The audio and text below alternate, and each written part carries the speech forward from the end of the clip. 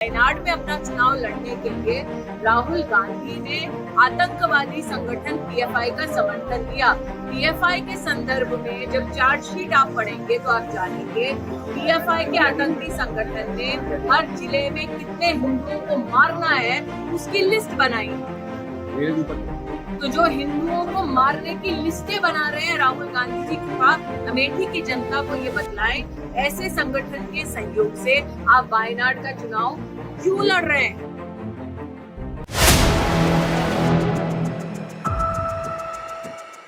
नमस्कार, 4 PM news network में आप सभी का स्वागत है। मैं हूं आपके साथ स्नेहा सिंह। देश में 2024 के चुनाव को लेकर के तैयारी जारी है। चुनाव दिलचस्प भी है क्योंकि इस बार चुनाव 7 चरण में होगा। ऐसे में देश में बयानबाजी भी जारी है, लेकिन बयानबाजी के बीच नेता शब्दों पर कंट्रोल नहीं रख पा रहे हैं। अब आप सोच रहे होंगे कि हम ऐसा क्यों कह रहे हैं, और अगर बात बीजेपी के नेता की हो तो आप कुछ बोल ही नहीं सकते। बिल्कुल ये सही बात है। बीजेपी के नेताओं को लेकर जहां अभी तक ये दावा किया जा रहा था कि उनके पास स्ट्रांग वॉशिंग मशीन है, तो अब आप साफ बोल सकते हैं कि उनके पास कुछ भी बोलने की आजादी है जो विपक्षिया किसी के पास नहीं है। और इसका सीधा उदाहरण आप स्मृति ईरानी के ताजा बयान से समझ सकते हैं। स्मृति ईरानी ने इस बार हद ही कर दी, और देश के बड़े नेता जिस पर अच्छी खासी संख्या में जनता भरोसा कर रही है, आज भी उनके लिए ऐसे शब्दों का इस्तेमाल किया जाए जो राजनीतिक गलियारों के लिए गले की फांस बन चुकी है, वो कहीं से सही नहीं है। लेकिन क्या ऐसे शब्दों का इस्तेमाल एक राष्ट्र नेता के लिए करने पर कोई सवाल नहीं? अगर नहीं तो क्यों? सवाल तो उठना लाजमी है। अब आप सोच रहे होंगे कि मैं क्या बात करूं। दरअसल स्मृति ईरानी ने राहुल गांधी पर गंभीर आरोप लगाया और आतंकवादी संगठन से जुड़े होने का आरोप लगा दिया। रायबरेली में मीडिया से बात करते हुए केंद्रीय मंत्री स्मृति ईरानी ने राहुल गांधी पर यह गंभीर आरोप लगाया। उन्होंने कहा कि राहुल गांधी आतंकवादी संगठन पीएफआई से जुड़े हुए। इतना ही नहीं, स्मृति ईरानी ने कहा कि राहुल गांधी ने वायनाड में अपना चुनाव लड़ने के लिए आतंकवादी संगठन पीएफआई का समर्थन लिया। भाजपा की फायर ब्रांड नेता स्मृति ईरानी ने कहा कि कांग्रेस के नेता कहते हैं कश्मीर में धारा 370 हट गई तो क्या फर्क पड़ता है। केंद्रीय मंत्री ने तेवर भरे लहजे में कहा कि इंडिया गठबंधन में नेता कौन है पता नहीं, नीयत उनकी लुटेरों की है, जग जानता है।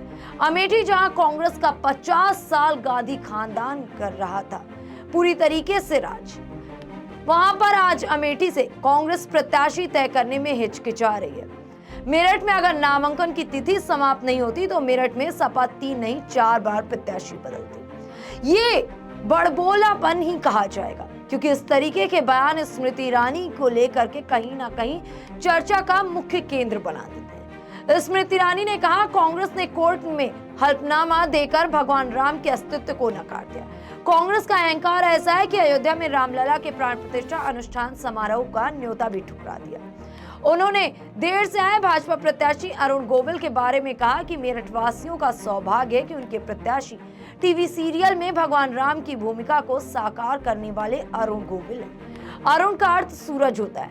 वो विकास का प्रकाश मेरठ में लाएंगे। उन्हें भारी बहुमत से जिताने की अपील की। ध्यान दिया आप सभी ने, एक तरफ अरुण गोविल का गुणगान, दूसरी तरफ राहुल गांधी जो राष्ट्र नेता हैं उनके लिए ऐसे शब्दों का इस्तेमाल करना और सीधे सीधे ये करार देना कि राहुल गांधी आतंकवादी संगठन से जुड़े। आखिरकार ये हो क्या रहा है? ये कौन सी राजनीति है जो इस तरीके से चल रही है? कब राजनीति में ऐसे शब्दों के इस्तेमाल होते थे? शायद ही पहले कभी ऐसे शब्दों के इस्तेमाल होते हो, लेकिन अब पूरी तरीके से इन शब्दों का इस्तेमाल हो रहा है। अब एक बार आप खुद ही सुन लीजिए स्मृति ईरानी की ये टिप्पणी जो उन्होंने विपक्ष को लेकर के की और राहुल गांधी के खिलाफ इतने कठोर शब्द इस्तेमाल किए। आप सबने देखा कि मैं कुछ दिन पहले वायनाड में, वहां जाकर ये जानकारी प्राप्त हुई कि राहुल गांधी ने वायनाड को अपना परिवार घोषित किया है।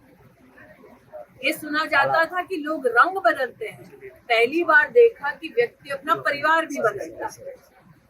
और कल कांग्रेस के एक नेता ने वायनाड में ये घोषणा की कि राहुल गांधी ने वायनाड इसलिए चुनी क्योंकि उनको लगता है, राहुल गांधी का कहना है कि वायनाड के लोग ज्यादा वफादार हैं। तो अमेठी की वफा का क्या, जिन्होंने 15 साल एक ऐसे सांसद को ढोया जिसने अमेठी के लिए कुछ नहीं किया। हम सब जानते हैं कि 15 साल में से 10 साल सोनिया जी की सरकार केंद्र में थी, सपा की सरकार प्रदेश में थी, तब राहुल गांधी ने अमेठी के लिए कुछ नहीं किया। अब तो पुनः मोदी की सरकार बन रही है, योगी की सरकार है प्रदेश में, तब राहुल गांधी क्या करेंगे? और अंत में ये कहना चाहती हूँ कि हमको ये जानकारी प्राप्त हुई है, ये जब जाहिर है कि वायनाड में अपना चुनाव लड़ने के लिए राहुल गांधी ने आतंकवादी संगठन पीएफआई का समर्थन लिया। पीएफआई के संदर्भ में जब चार्जशीट आप पढ़ेंगे तो आप जानेंगे पीएफआई के आतंकी संगठन ने हर जिले में कितने हिंदुओं को मारना है उसकी लिस्ट बनाई। तो जो हिंदुओं को मारने की लिस्टें बना रहे हैं राहुल गांधी जी, कृपया अमेठी की जनता को ये बतलाएं, ऐसे संगठन के सहयोग से आप वायनाड का चुनाव क्यों लड़ रहे हैं? लेकिन रायबरेली और अमेठी में कांग्रेस अपना प्रत्याशी नहीं होता। मैं जानती हूँ और कांग्रेस के कई नेताओं ने अब जग जाहिर किया है कि कांग्रेस में अंदरूनी कला है। दीदी क्या हार के डर कांग्रेस में एक खेमा ऐसा है जो चाहता है कि राहुल गांधी को नेतृत्व से मुक्त किया जाए और एक महिला नेत्री को कांग्रेस की कमान दी जाए। मैं उस खेमे को आश्वस्त करना चाहती हूँ कि आप राहुल गांधी को पुनः अमेठी में हारते देखेंगे और आप अपना दावा कांग्रेस के नेतृत्व के लिए कर सकते। अमेठी अपने सम्मान की लड़ाई लड़ेगा राहुल गांधी के खिलाफ। अमेठी अपने संरक्षण की लड़ाई लड़ेगा राहुल गांधी के खिलाफ, जिसने अमेठी को त्याग दिया और त्यागने के बाद भी बार बार अपमानित किया। जिस अमेठी में नरेंद्र मोदी ने विकास किया, अमेठी उस नरेंद्र मोदी को आशीर्वाद देगी जिसने अमेठी को त्यागा। अब सवाल यह है कि आखिर क्यों करती हैं बीजेपी नेताओं का अपमान?